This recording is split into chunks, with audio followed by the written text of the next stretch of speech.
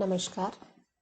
In this lecture series on mechanics, today we will discuss about the Hamiltonian. That means the Hamilton's function. Actually, this is a new approach to mechanics. This is a new perspective to solve the problems in mechanics, in which forces will not be taken into consideration. Naturally, there will be a space, a new type of space, in which a function which was introduced by Hamilton will be taken into consideration. So, in this Hamiltonian mechanics, we will have a new type of function which is known as Hamiltonian or the Hamilton's function, and this function is obtained with the help of Lagrangian. That means the Lagrange's function, which is denoted by L.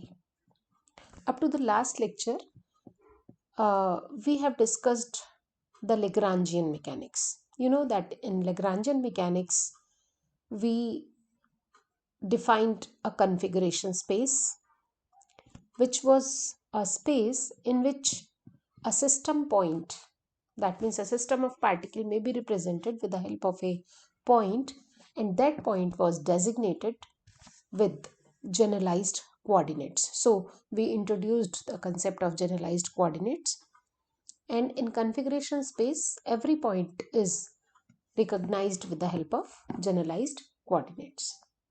There we defined a Lagrangian.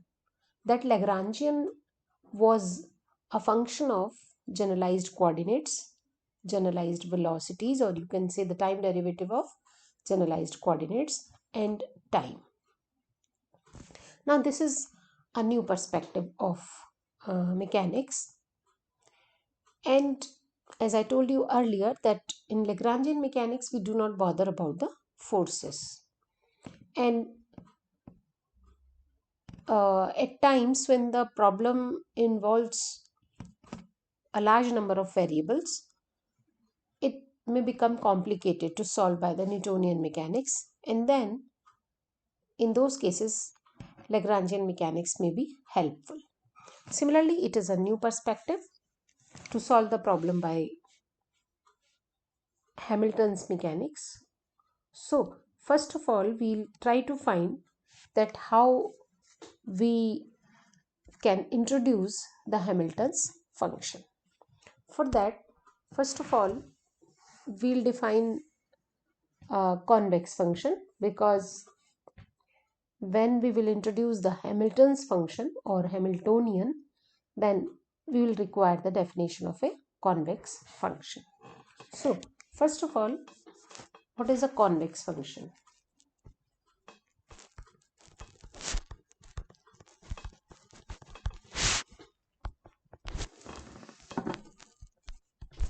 Suppose you have a function f which is defined on a subset of R, and it is mapping to the set of real numbers, and the function is such that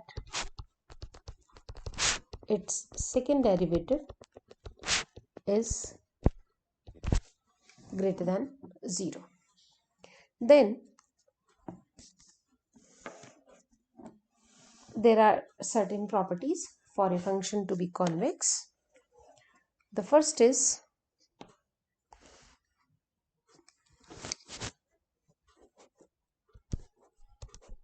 then the function f is called convex. Physically, you can see that if I am drawing this, if I am having the graph of a function like this, then if I want to find its nature between this domain, then naturally it is a convex function. Likewise, if I have the graph of exponential function, then this is also a convex function, right? Now there are certain properties of convex function. The number one is that f dash x is monotonic.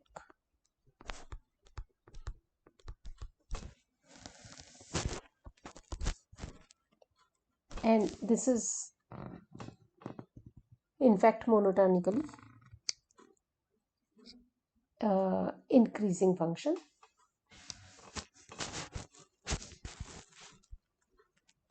And second is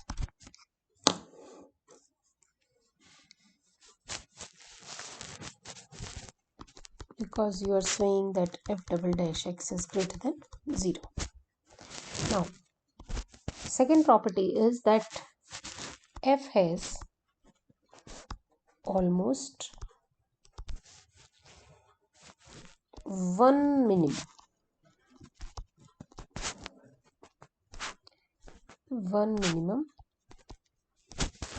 In I. That simply means that the function may not have any minimum in the domain, but it will not have more than one minimum. If there is minimum, it will be only one. Otherwise, it may not have any minimum. So these are two properties of a convex function. Now, we define the Legendre transformation.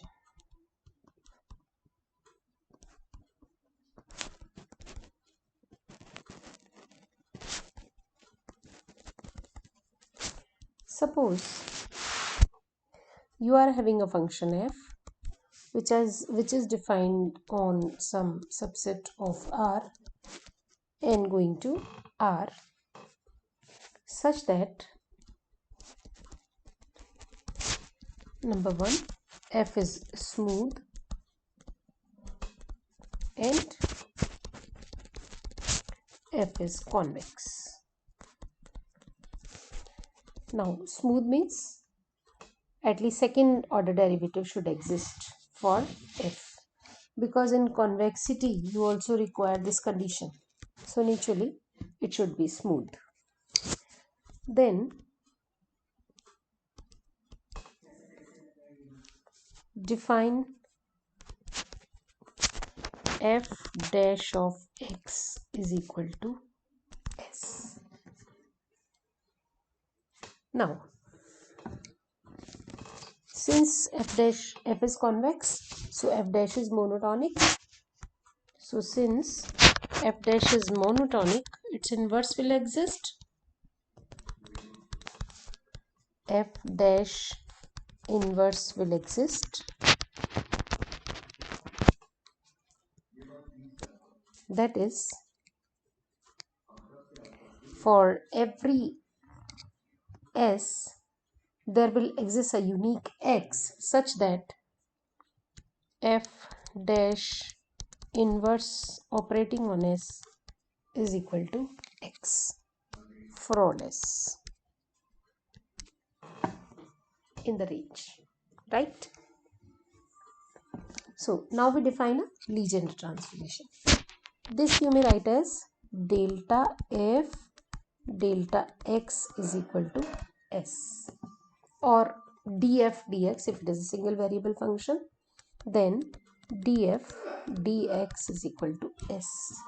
Now you can define a Legendre transformation. That simply means that you can transform your variable x to a variable s by Legendre transformation of f will be, suppose it is denoted by capital F. This f Legendre transformation of f, which is a function of x, is say f, which is a function of s, and then it is defined with the help of the relation between the two, sx minus fx. This is called the Legendre transformation. Now, what the duality of Legendre transformation says? It says that for the duality of Legendre transformation says that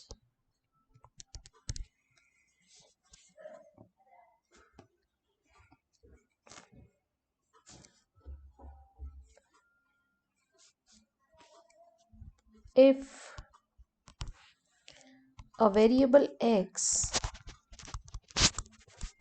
is connected with a variable s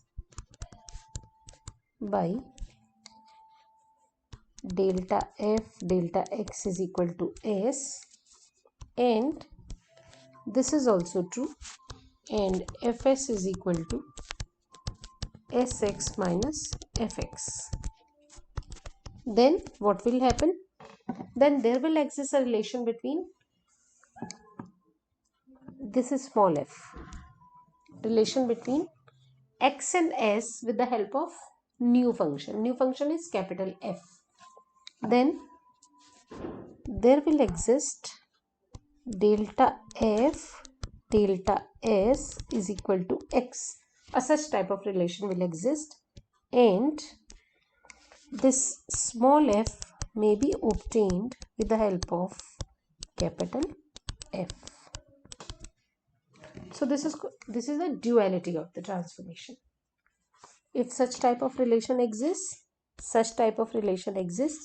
this is the Legendre transformation, then duality says that there will exist a relation like this, and fx, you may revive your function. This is just the revival of the function, right? So it is called Legendre's dual transformation. Now suppose I extend it to two variable, then what will happen?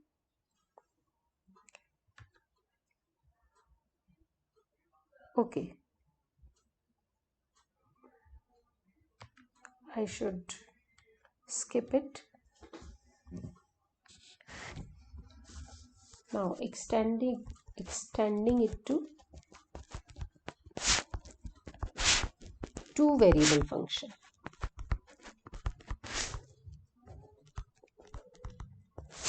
That is fxy. Now suppose you have to transform xy variable to uv variable. Okay. Now what is your df?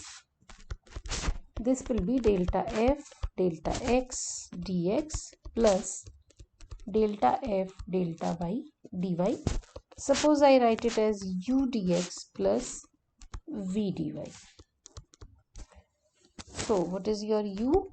U is delta f delta x and v is delta f delta y.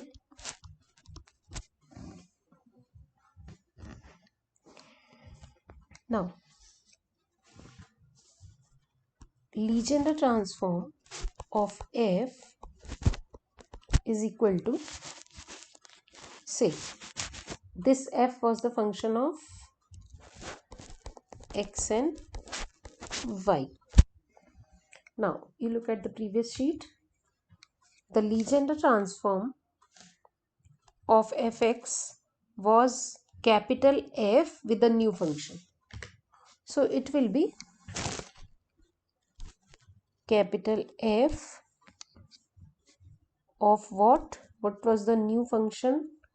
Was the derivative of, how the new function was, new variable was obtained. It was obtained with the derivative of old function. So you may write it as function of uv, right? And this function of uv will be defined as, this is a relation between u and x. U is the new variable, x is the old variable, v is the new variable, and y is the old variable. So Legendre transformation says that you will get ux vy minus f of xy. This is by Legendre transformation.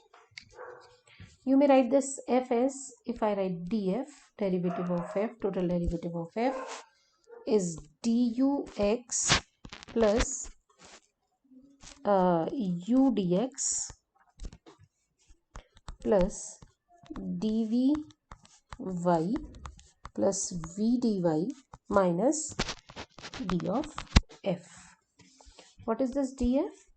Delta f delta u du plus delta f delta v dv, because capital F is a function of u and v, is dux plus u dx dvy plus v dy minus, what is this df?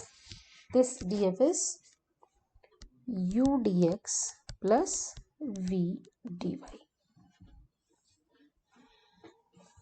ये minus होगा क्योंकि यहाँ पर minus symbol है, तो v dy u dx and u dx. So you are left with x du plus y dv. Now compare the two sides. You are getting x is equal to delta f delta u and y is equal to delta f delta v. What is this? This is the condition of dual transformation, dual Legendre transform, duality of Legendre transform. So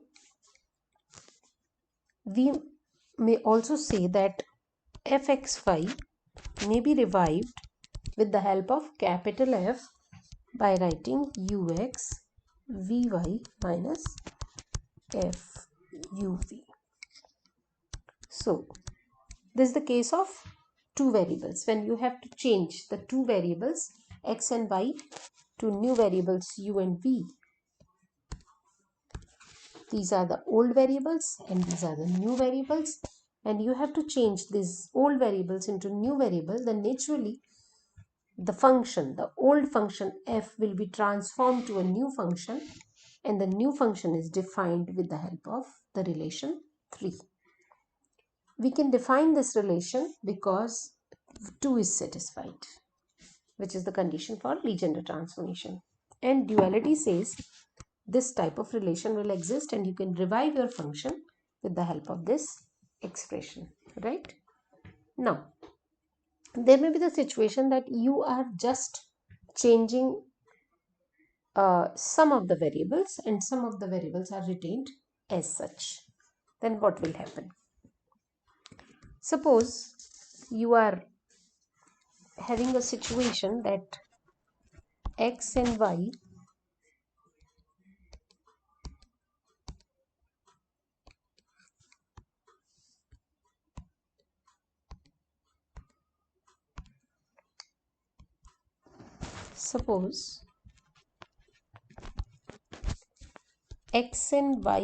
are to be changed to some new variable, but you are changing just the one variable and you are retaining the other variable as such. Y is retained. Okay. So in that case, you will say that x and u are active variables and y is called passive variable, right? Now what will happen? Now your f is a function of x and y, and therefore what will be df?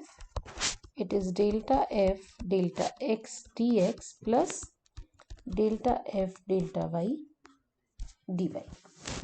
I write it as u dx plus v dy as I wrote in the previous section.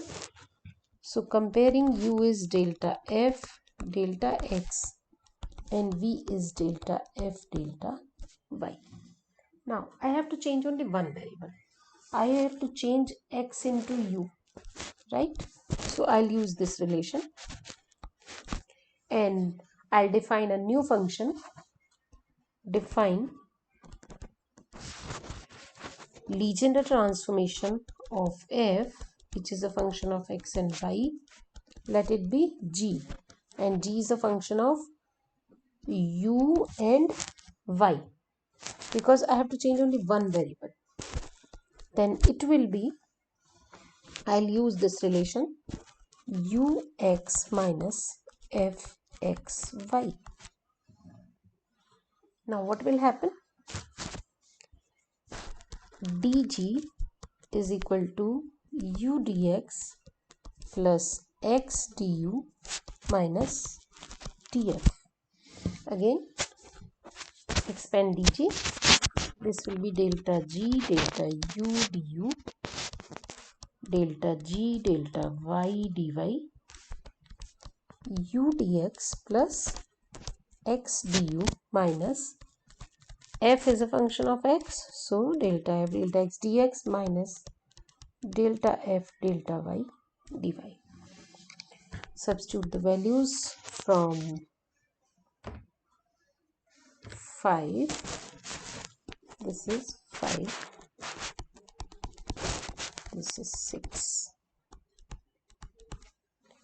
So using 5, u dx x du minus u dx minus v dy.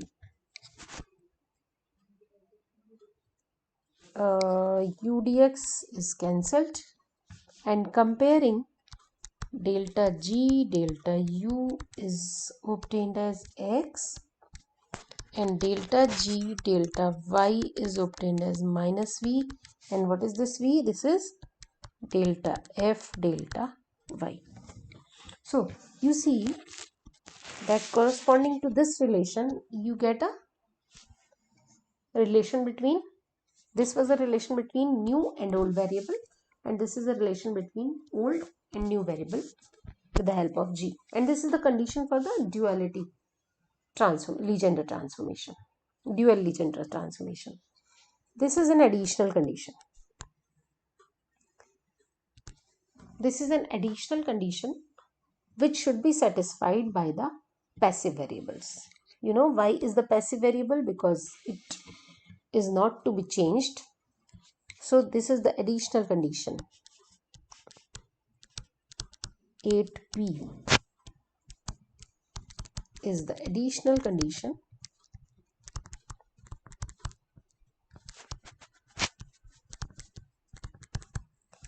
to be satisfied by passive variables.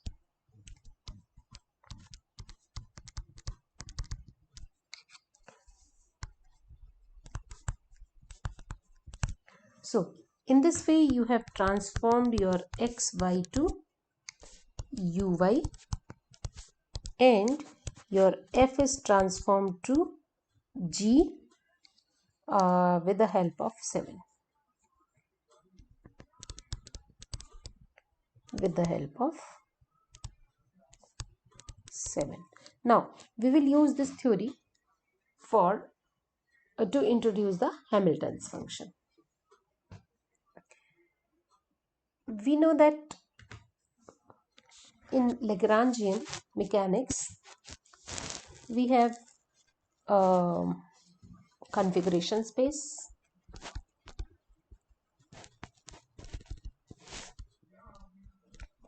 which is specified by Qj in time. Here you have Lagrangian L, which is a function of Qj dot and time, right? Then your trajectory is described by, or path is described by, trajectory of a system of particles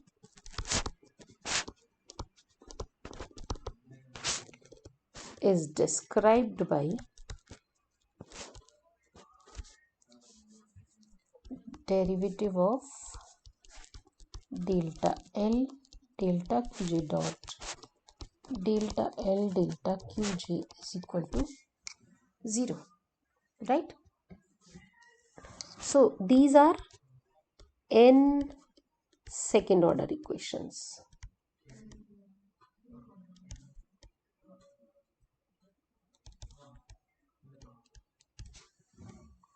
Now we have to change this L. You know that we have a relation from this equation. We were reached to 8. So this is 9. 9 implies delta L delta Qj is equal to derivative of Pj. That means Pj dot. So delta L delta Qj is written as Pj dot. Now it is a variable belonging to the configuration space, and it is a new variable which is the rate of change of momentum, right?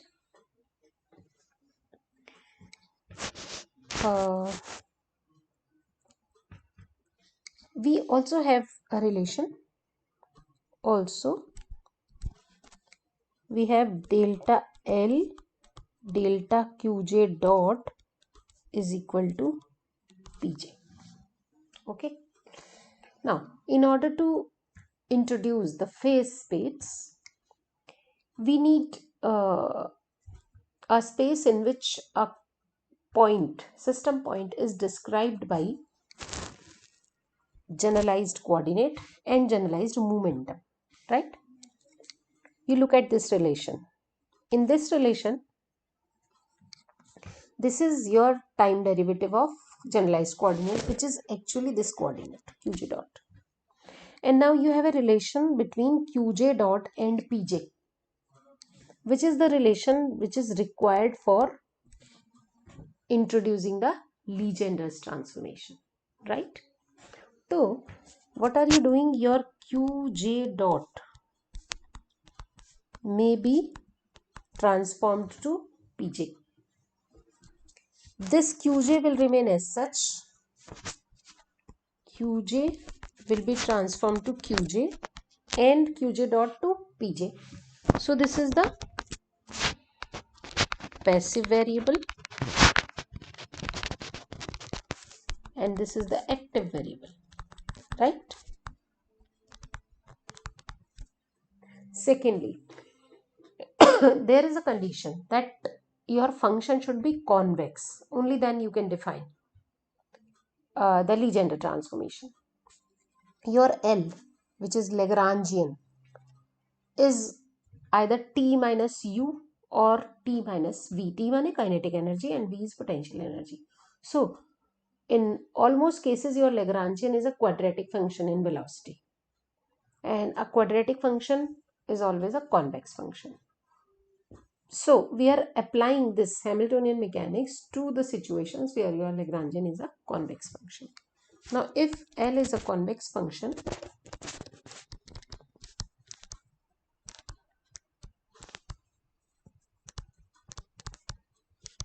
then Legendre transform of L, where L is a function of Qj dot n time, is equal to, I am defining a new function and giving it the name h. So first of all, I'll write a relation by this Pj Qj dot, and because j is repeated, so summation for j minus h.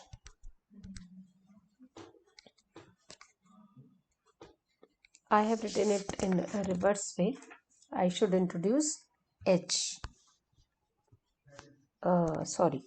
This will be h, which is a function of Qj, because Qj is a passive variable, and this variable will be changed into Pj in time, and this is defined by the combination of these two. That means Pj Qj dot minus L, where L is a function of Qj dot. In fact, this Qj dot is again a function of Qj in time, nt. So this is the definition of Hamiltonian function, and by dual transformation H is known as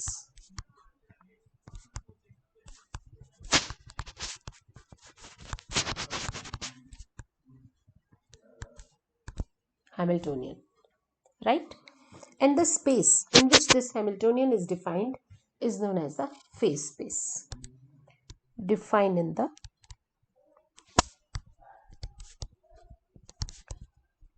phase space.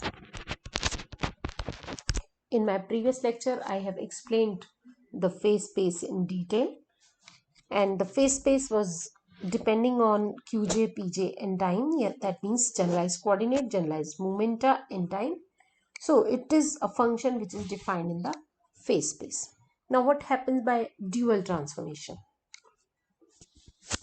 By dual transformation,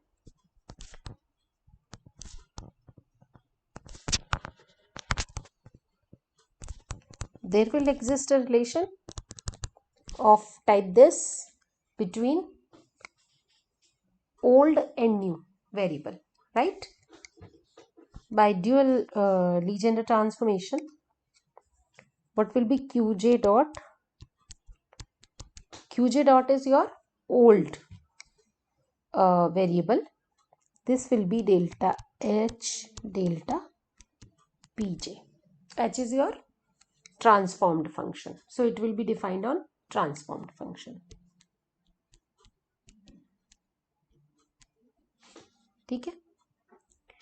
Now you have your passive variable also, and what I told you in the previous sheet, that for the passive variable this type of relation should exist. Now here delta g delta y was the passive variable, that means the variable which was not changed, so this type of relation should exist. In this case, for passive variable,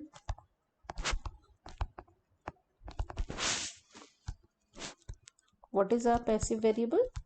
It is qj. Delta h delta qj should be equal to delta L delta qj. This type of relation is a requirement of Legendre dual transformation or extended Legendre transformation. Further, L is a passive variable.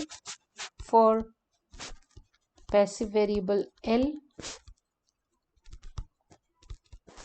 T delta H delta T will be equal to, or you may write in a reverse way, that delta L delta T is equal to minus delta H delta T. Now suppose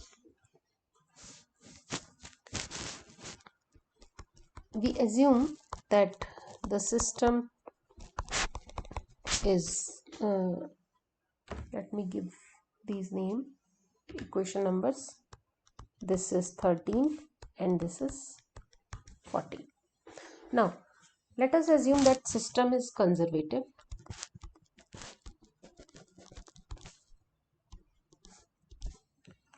That simply means it is there exists a velocity potential function. System is holonomic.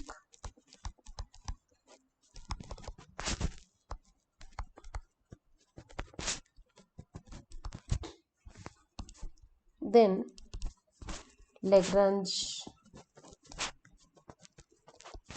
Euler equation gives d dt of delta L delta qj dot minus delta L delta qj is equal to 0, right? Now what is delta L delta qj dot? This is pj. And what is delta L delta qj by 13? It is delta H delta qj by 13. So delta H delta qj is equal to minus pj dot.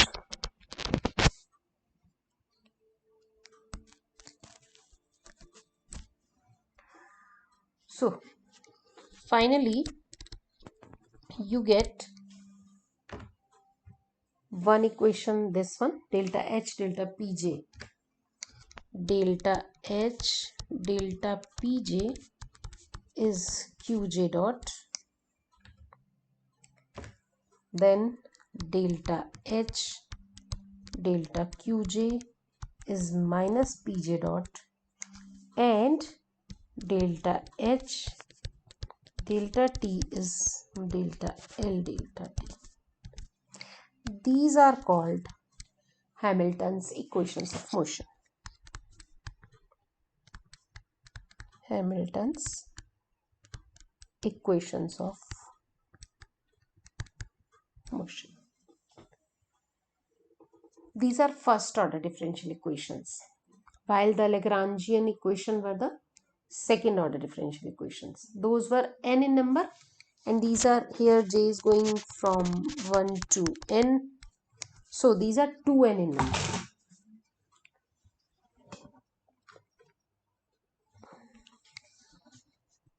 2n in number. These are also known as canonical equations of motion, called canonical equations of motion. So this is all about the introduction of Hamiltonian with the help of Legendre transformation, and then ultimately we have derived the Hamilton's equations of motion. You can very well see that in these equations there is a role of derivative of generalized coordinate, and the dependency of H is on Pj and Qj, because H is defined in the phase space, where a system point is described with the help of generalized coordinate and generalized momentum. Thank you so much.